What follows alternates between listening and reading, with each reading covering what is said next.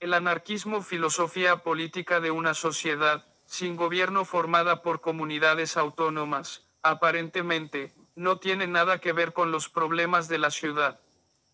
Sin embargo, existe también en este campo, una corriente de pensamiento anarquista que, en lo que se refiere a los aspectos históricos del problema, va de Kropotkin a Murray Bookchin, y en los ideológicos abarca de John Turner a los situacionistas. Lo mismo que muchos otros, cuya contribución a la elaboración de una filosofía anarquista del urbanismo podría ser inestimable, no se plantearán nunca emprender el trabajo porque en espíritu, y muy a menudo en la práctica, han abandonado la ciudad. La sede natural de cada gobierno es la ciudad. ¿Ha visto alguien una nación gobernada desde un pueblo? A menudo, si la ciudad no existe, se construye a propósito. Nueva Delhi, Canberra, Ottawa, Washington, Chandigarh y Brasilia son algunos ejemplos. Y no resulta sintomático que el turista, si quiere ver lo que es realmente la vida de un país, se vea obligado a escapar lejos de las ciudades de los burócratas y tecnócratas. En Brasilia, por ejemplo, debe alejarse alrededor de 15 kilómetros y llegar a Cidade Libre, donde viven los trabajadores de la construcción. Ellos edificaron la ciudad del 2000, pero son demasiado pobres para vivir en ella. En la ciudad que se han construido se ha desarrollado una forma de vida espontánea, de pueblo de barracas del West, que contrasta con la formalidad de la gran ciudad, y es demasiado hermoso para dejar que se destruya. El mito de la vida rural. En Inglaterra, el país más urbanizado del mundo, hemos alimentado durante siglos el mito de la vida rural, un mito compartido por los seguidores de todas las tendencias políticas. En su libro The Country and the City, Raymond Williams ha demostrado cómo, a través de toda la historia, este mito ha sido reforzado por la literatura, que siempre colocaba el paraíso perdido de la sociedad rural en épocas pasadas. La pena es, observa E.P. Thompson, que el mito ha sido dulcificado, embellecido, mantenido con vida y, finalmente, asumido, por los habitantes de las ciudades, como punto de referencia obligado en la crítica del industrialismo. Por ello, ha servido para proporcionar una coartada a la falta de valor utópico, a la hora de imaginar cómo podría ser una verdadera comunidad en una ciudad industrial, incluso para darse cuenta de todo lo que ya se podría haber realizado en este sentido. Igual que Williams, Thompson atribuye a esta tendencia un poder debilitador, es una hemorragia cultural continua, una pérdida de sangre rebelde que fluye hacia Walden o hacia Afganistán, hacia Cornualles o hacia México, mientras los habitantes de las ciudades, no solo no resuelven nada en su país, sino que se mecen en la engañosa ilusión de liberarse, en cierta medida, de la contaminación de un sistema social del cual ellos mismos forman parte como producto cultural. Como señalan ambos autores, los descuidados pastorcillos del sueño arcaico, hoy son tan solo los pobres de Nigeria, de Bolivia y del Pakistán. Paradójicamente, las poblaciones rurales del tercer mundo, se vuelcan en masa sobre las ciudades. Si quieren encontrarse hoy ejemplos de ciudades anárquicas, realmente existentes, es decir, ejemplos de enormes agrupaciones humanas que no sean el producto de una planificación gubernativa sino de la acción popular directa, hay que buscarlas en el tercer mundo. En América Latina, en Asia y, en África, el trasvase de enormes masas de población a las ciudades, verificado en los 2 últimos decenios, ha dado lugar a la formación de inmensos barrios abusivos en la periferia de los grandes centros, habitados por multitud de esos invisibles, a quienes, oficialmente, se niega una existencia urbana. Pat Croce observa que las ciudades crecen y se desarrollan en 2 niveles, por una parte el oficial, teórico, por otra, el característico de la mayor parte de las poblaciones de muchas ciudades sudamericanas, es decir, la masa no oficial de ciudadanos que instauran una economía popular, al margen de las estructuras financieras institucionales de la ciudad. Una forma de reducir la presión que amenaza con hacer explotar los contenedores urbanos, sería mejorar las condiciones de vida, en los pueblos y, en las pequeñas ciudades provincianas. Pero esto presupone una radical transformación del concepto de propiedad de la tierra, la creación de industrias a pequeña escala, con un uso intensivo de la fuerza de trabajo, y un crecimiento notable de la producción derivada de la agricultura. Mientras todo esto no sea posible, la gente continuará eligiendo tentar la suerte en la ciudad, antes que dejarse morir de hambre en el campo. La gran diferencia entre la situación actual y la explotación urbanística en la Inglaterra del siglo XVI se explica por el hecho de que entonces la industrialización precedió siempre a la urbanización, mientras que hoy ocurre precisamente lo contrario. Generalmente, los barrios de chabolistas de las ciudades, del tercer mundo, son considerados terreno fértil para la difusión de la criminalidad, del vicio, de las enfermedades, de la desorganización social y familiar. Pero John Turner, el arquitecto anárquico que más que ningún otro, ha contribuido a cambiar nuestra forma de ver esta realidad, afirma: 10 años de trabajo en las barriadas peruanas me han enseñado que la concepción habitual es completamente errónea, aunque funcional para intereses políticos y burocráticos ocultos, es absolutamente inadecuada para la realidad. No hay caos ni desorden, sino ocupación organizada del terreno público a despecho de la violenta represión policial, organización política interna con elecciones locales, cada año, cohabitación de millares de personas sin protección por parte de la policía, y sin servicios públicos. Las chabolas de paja construidas durante la ocupación, se transforman lo más rápidamente posible, en casas de cemento, con una inversión conjunta en materiales y fuerza de trabajo, del orden de millones de dólares. Los niveles de empleo, los salarios, los niveles de alfabetización y de instrucción, son mucho más altos que en los guetos del centro de la ciudad, de los que han huido muchos habitantes de las barriadas, y, en general, por encima de la media nacional. El crimen, la delincuencia juvenil, la prostitución y el juego de azar son raros, excepto para los hurtos de poca importancia, cuya incidencia es, por otra parte, aparentemente más baja que en otras partes de la ciudad. Qué extraordinaria contribución a la capacidad de solidaridad y de asistencia recíproca de la gente humilde, de cara a la autoridad. El lector que conoce el apoyo mutuo de Kropotkin no podrá por menos de recordar, al llegar a este punto, el capítulo en el cual el autor elogia la ciudad medieval observando que allí donde los hombres han encontrado, o han esperado encontrar, protección tras los muros de la ciudad, han establecido pactos de alianza, de fraternidad y de amistad, llevados por un único ideal, firmemente dirigido a la realización de una nueva vida de libertad y de solidaridad recíproca. Y han conseguido también su intento, que en 300 o 400 años, han cambiado la cara de Europa. Kropotkin no es un romántico adulador de las ciudades libres medievales, sabe bien cuáles fueron sus defectos y cómo no pudieron impedir que se establecieran relaciones de explotación con las poblaciones campesinas. Pero su interpretación del proceso de desarrollo está revalidada por los estudiosos más modernos. Walter Ullmann, por ejemplo, observa que representan un ejemplo bastante claro de entidades autogobernadas, y que con el fin de regular sus transacciones comerciales, la comunidad se reunía en asamblea.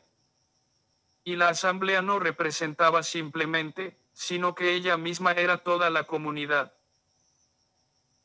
La ciudad social, una trama de comunidades. Esto presupone que las comunidades tengan ciertas dimensiones y, también Kropotkin, en sus sorprendente campos, talleres y fábricas, sostiene, con argumentos técnicos, la necesidad de la mayor difusión posible, de la integración entre industria y agricultura y, como dice Lewis Mumford, de un desarrollo descentralizado de la ciudad, en pequeñas unidades a medida de hombre, que puedan gozar, al mismo tiempo, de las ventajas del campo y de la ciudad. En Garden Cities of Tomorrow, Ebenezer Howard, contemporáneo de Kropotkin, se plantea una pregunta simple: ¿cómo podemos liberarnos de la atmósfera falsa de la ciudad y resolver el problema de la escasez de perspectivas que ofrece el campo, motivo por el que tanta gente se traslada a la ciudad? Y, por otra parte, ¿cómo podemos conservar, al mismo tiempo, la belleza del campo y las grandes oportunidades que ofrece la ciudad? Su respuesta a estos interrogantes no es solo la ciudad jardín, sino también lo que llama la ciudad social, la trama de comunidades. La misma idea es propuesta por Paul y Perky Goodman en Comunitas, Means of Livelihood and Ways of Life, comunidades, medios de subsistencia y modos de vida, en la que el segundo de los tres paradigmas, la nueva comuna, es lo que el profesor Thomas Reiner llama una ciudad polinuclear, que refleja la propia matriz anarcosindicalista. Una propuesta análoga se contiene también en el sorprendente ensayo de Leopold Cortesitias Convivials entre la ciudad como centro de convivencia, en el que la metrópoli ideal está descrita como una federación polinucleada de ciudades, así como la ciudad es una federación de viviendas. Lo mismo que Kropotkin, también Blueprint for Survival, proyecto para la supervivencia, define como objetivo la descentralización de la sociedad, en pequeñas comunidades, en las que las industrias sean lo suficientemente reducidas como para responder a las necesidades de la comunidad individual. Finalmente, mucho antes de que el problema de la crisis energética saltara a la opinión pública, Murray Bookchin, en su ensayo Towards a Liberatory Technology, hacia una tecnología liberadora, que publicó en Anarchy, en 1967, y ahora, está incluido en el libro Post-Scarcity Anarchism, el anarquismo en la sociedad de consumo, adelantó, a propósito de la ciudad polinuclear, una propuesta energética: el funcionamiento de una gran ciudad exige enormes cantidades de carbón y de petróleo. La energía solar, del viento y de las mareas, es explotable solo en pequeña escala. Con excepción de las grandes implantaciones a turbina, los nuevos aparatos, raramente, proporcionan algo más que unos pocos millares de kilovatios/hora de energía eléctrica. Es difícil creer que alguna vez estaremos capacitados para proyectar colectores solares capaces de producir la enorme cantidad de energía que producen las grandes instalaciones de vapor. Es igualmente difícil pensar en una batería de turbinas a viento, que puedan proporcionar electricidad suficiente como para iluminar la isla de Manhattan.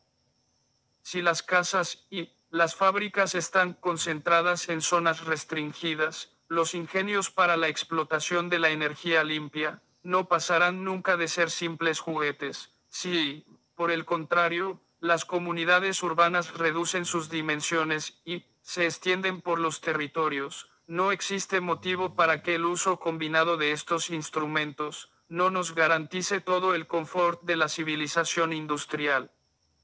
Para usar del mejor modo posible la energía solar, del viento y de las aguas, la megalópolis debe fracturarse y dispersarse. A las franjas urbanas de hoy deben sustituir las comunidades de nuevo tipo, bien organizadas y dimensionadas según la naturaleza y los recursos de una determinada región. La aceptación de la diversidad y del desorden. Una tendencia completamente distinta del pensamiento anarquista en lo relativo al problema urbano, está expresada en The Uses of Disorder, Personal Identity and City Life, las funciones del desorden, identidad personal y vida urbana, de Richard Sennett. En las páginas de este libro, se entrecruzan diferentes líneas teóricas. Una de ellas está representada por un concepto que el autor deriva del psicólogo Erik Erikson, según el cual en el periodo de la adolescencia el hombre busca una identidad depurada para escapar a la incertidumbre y al dolor, y solo con la aceptación de la diversidad y del desorden, alcanza la edad adulta. Otra está representada por la idea de que la sociedad americana moderna tiende a congelar al hombre, en el estado adolescente, una burda simplificación de la vida urbana en la cual la gente, apenas dispone de medios suficientes, huye de la complejidad de la ciudad, hacia los suburbios, buscando seguridad en el universo, cerrado del núcleo familiar, la comunidad depurada. La tercera argumentación consiste en afirmar que la planificación urbana, tal y como fue concebida en el pasado, con la subdivisión en zonas y la eliminación de los disfrutadores no conformes, ha favorecido este proceso, sobre todo al programar futuros desarrollos y basar en estos los consumos energéticos y los gastos actuales. Los proyectistas de autopistas, de reestructuraciones urbanísticas, han entendido los intentos de comunidades descentralizadas y de grupos comunitarios, no como momentos naturales de un compromiso de reconstrucción social, sino como una amenaza para la validez de su obra en proyecto.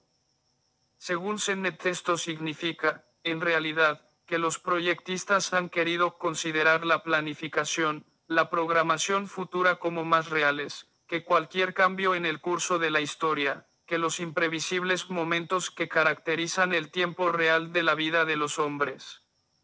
La fórmula que Sennett propone para resolver el problema de la ciudad americana consiste en una inversión de esta tendencia. Para liberarse de la identidad depurada, quiere ciudades en las que las personas estén obligadas a establecer confrontaciones de unas con otras. No debería haber policía, ni ninguna fórmula de control central, de organización escolástica, de subdivisión en zonas, de reestructuración, de actividad humana de cualquier género, que no pueda ser realizada por medio de la acción comunitaria o, mejor todavía, a través de una conflictualidad directa, y no violenta, en el interior de la propia ciudad.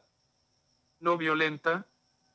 Claro, porque Sennett sostiene que la ciudad moderna niega a la agresividad y a la conflictividad cualquier otro desahogo que no sea la violencia, y que esto ocurre precisamente por la falta de posibilidades de confrontación directa y recíproca. Las demandas de orden y legalidad son mucho más fuertes en las comunidades aisladas del resto de la ciudad.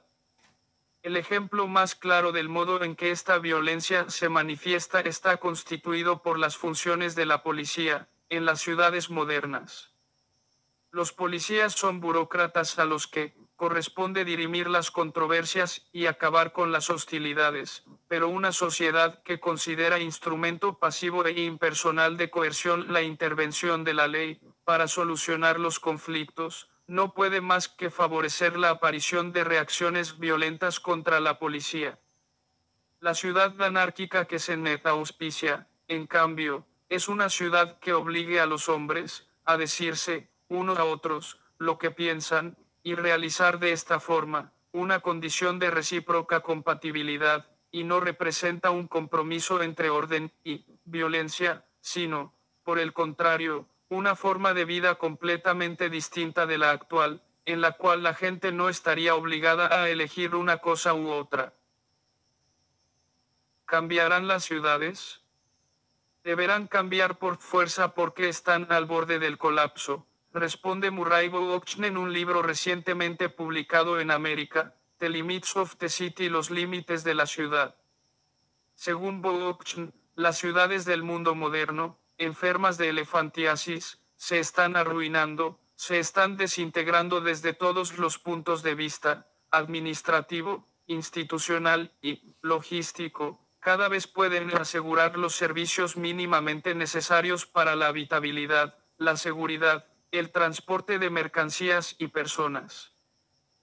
Incluso en aquellas ciudades en las que sobrevive una apariencia de democracia formal, casi todos los problemas cívicos se resuelven, no a través de una acción que tenga en cuenta sus raíces sociales, sino por intervención legislativa, que reduce ulteriormente los derechos del ciudadano como ser autónomo, y aumenta el poder de las fuerzas que operan por encima del individuo. Puede ayudar, en este sentido, la opinión de los técnicos profesionales. La planificación urbana raramente ha podido trascender las desastrosas condiciones sociales que han determinado su exigencia. En la medida en que se ha replegado y encerrado en sí misma, en su naturaleza de profesión especializada, actividad profesional de arquitectos, ingenieros y sociólogos, se ha encerrado en los límites angostos de la división del trabajo, característica de la sociedad, que debería controlar. No es casualidad que, a menudo, las propuestas con más base humanística para la solución del problema del urbanismo, lleguen de los no adeptos al trabajo, que sin embargo, mantienen todavía un contacto directo con la experiencia real de la gente y con las angustias terrenas de la vida metropolitana. Bookchin tiene razón. Ebenezer Howard era un estenógrafo y Patrick Hedges un botánico. Pero los no adeptos al trabajo que, más que nadie según Bookchin, indican el camino a seguir, son los representantes de la contracultura juvenil. Se ha escrito mucho sobre el aislamiento de los jóvenes, en las comunidades rurales. Se ha dicho mucho menos acerca de lo que la contracultura juvenil ha hecho para someter la planificación urbana a una crítica cerrada, adelantando a menudo propuestas alternativas a los deshumanizados proyectos de revitalización y de rehabilitación urbana.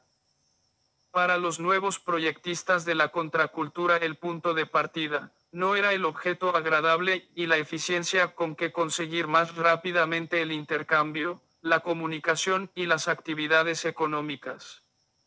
Los nuevos proyectistas se dirigían, más bien, a establecer una relación entre el proyecto y la necesidad de garantizar la intimidad personal, la multiformidad de las relaciones sociales, la no jerarquización de los modos de organización, el carácter comunitario de la convivencia y la independencia material de la economía de mercado. El proyecto, por tanto, no debía partir de una concepción abstracta del espacio, o de una búsqueda de funcionalidad, para mejorar el status quo, sino de una crítica explícita del status quo, y del concepto, que de que ésta debía sustituirse por el de la libertad de las relaciones humanas. Los elementos de la planificación, tenían su origen en alternativas sociales completamente nuevas.